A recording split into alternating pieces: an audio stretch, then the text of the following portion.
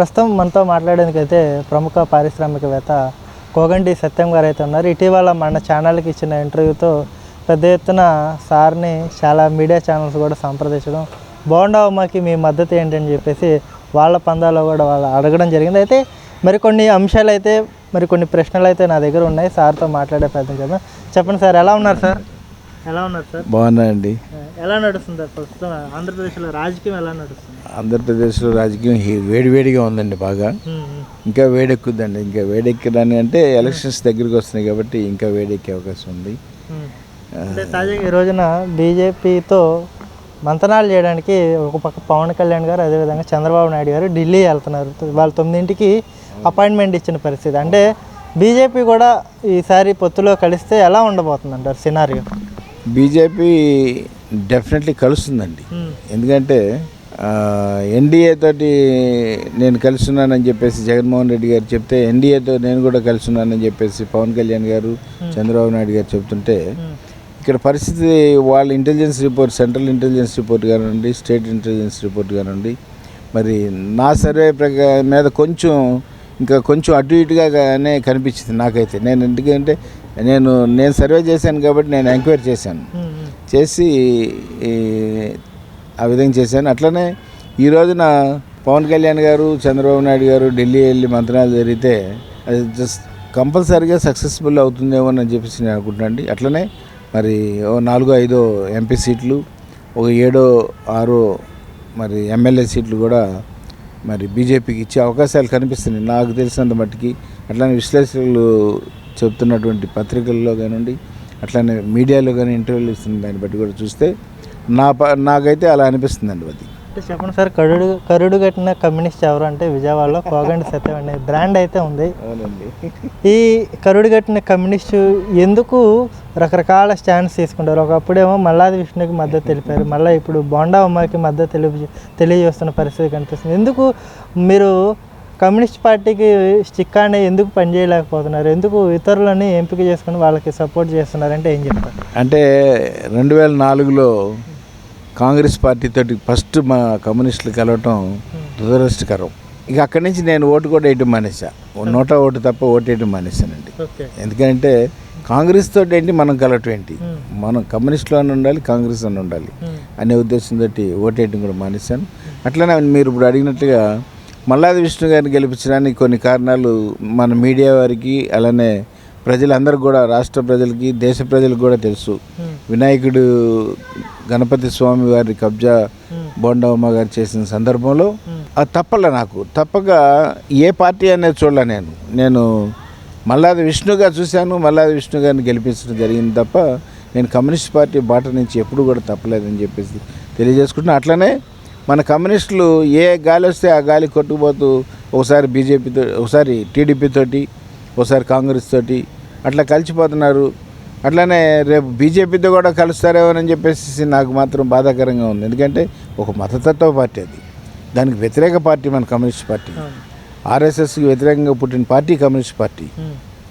అట్లాంటప్పుడు బీజేపీతో కూడా కలుస్తారని నాకు భయంగా కూడా ఉంది.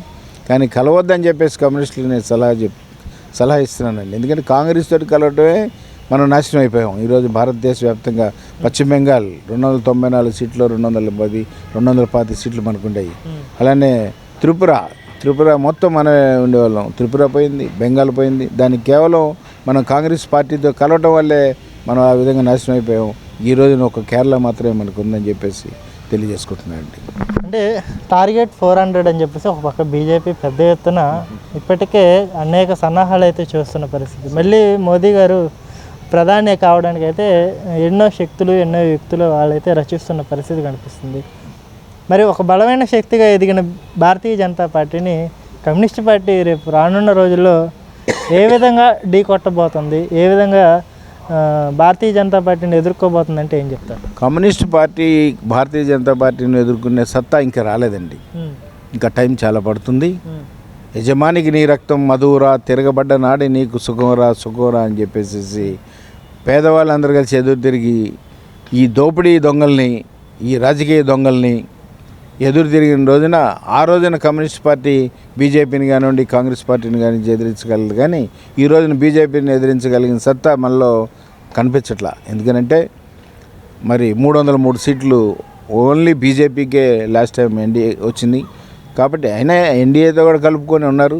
కానీ ఈసారి అచ్చంగా బీజేపీకి 303 సీట్లు రావు. ఎందుకంటే కాంగ్రెస్ పార్టీ బలం పుంజుకుంది కాబట్టి వాళ్ళకి తగ్గుతాయి కాబట్టి ఇప్పుడు ఎన్డీఏని కలుపుకోవాలి ఎట్లా కొట్లా అని చెప్పే ఉద్దేశంతో తాపాత్రంతో బీజేపీ వారు ఎక్కువగా ఎన్డీఏకి సంబంధించిన వాళ్ళందరినీ కూడా కలుపుకొని పోయినసారి కన్నా ఇప్పుడు ఇంకా ఎక్కువగా ఇంట్రెస్ట్గా వాళ్ళందరినీ కూడా కలుపుకొని వెళ్తున్నారంటే బీజేపీకి బలం తగ్గిందని చెప్పేసి నేను అనుకుంటున్నాను.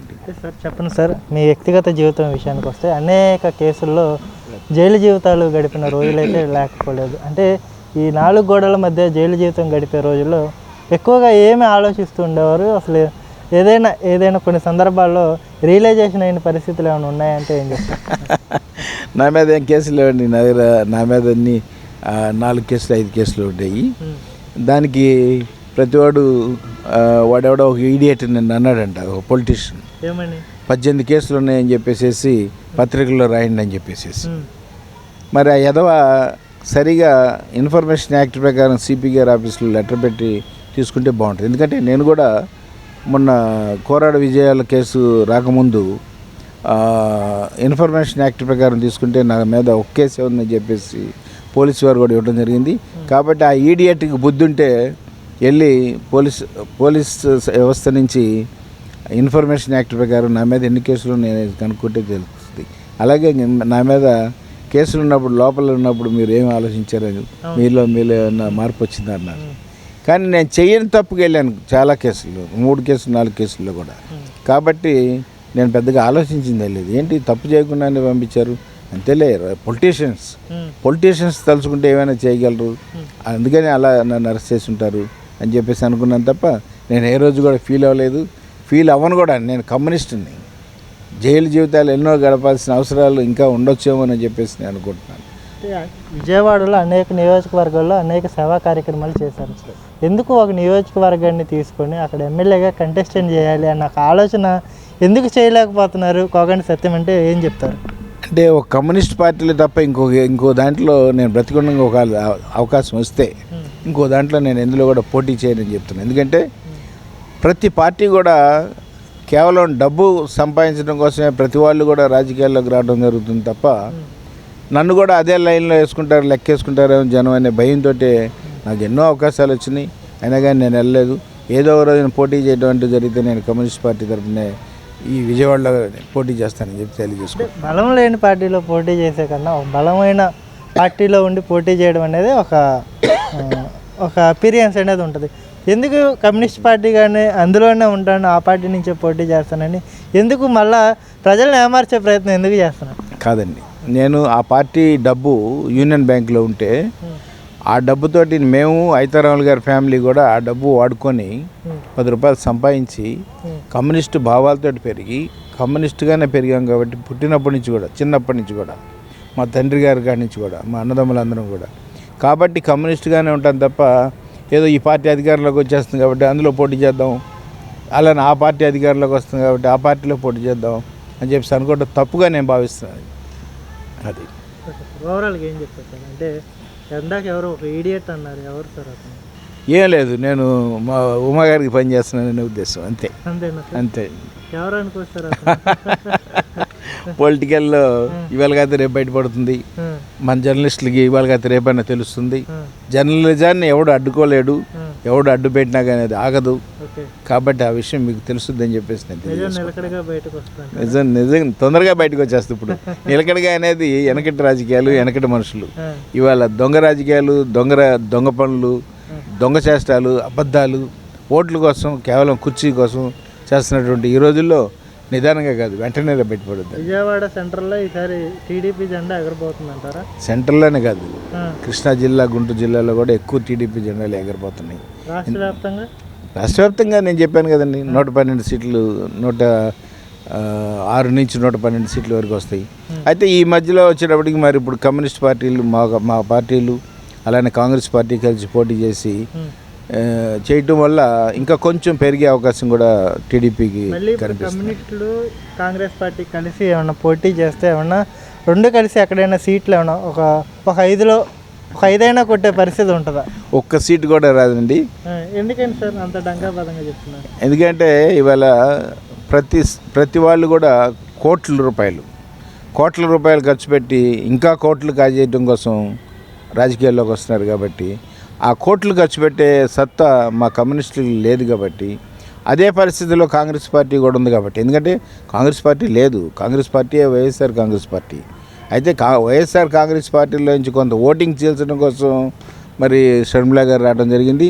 అట్లనే మాకు కూడా ఎవరో ఒకరు కావాలి కదా అని చెప్పేసి మా కమ్యూనిస్టులు కూడా ఆమెను కలుపుకోవడం జరిగింది. కానీ ఒక్క సీటు కూడా రాదని చెప్పేసి నేను తెలియజేసుకుంటున్నా. అట్లనే 175 సీట్లలో కనీసం 150 సీట్లు కనీసం డిపాజిట్లు కూడా రావని చెప్పేసి నేను చెప్తున్నానండి. పోటీ చేయడం కన్నా ఊరకుండడం ఉత్తమం అంటే. కానీ ఊరుకో ఉండం కదండి, కమ్యూనిస్టులు ఊరకనే ఉండరు.